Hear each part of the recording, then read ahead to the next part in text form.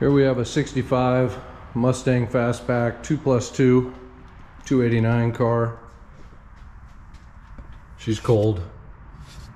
Forgot my infrared thermometer. I can bring it though if you need to see it. But cold start video for you. I'll do a walk around as well so you can take a look. All original interior. It's a beautiful car. 4-speed too. Exactly what you want.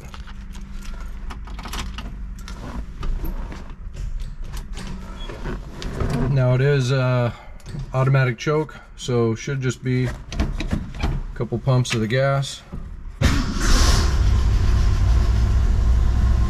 Fires right up. Gas gauge working. Oil, speedo, amperage, temp.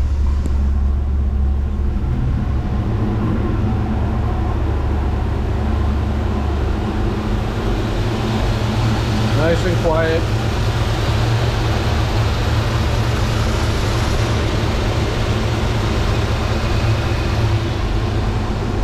What I love on this one's the exhaust. It's got a great exhaust system coming out the back.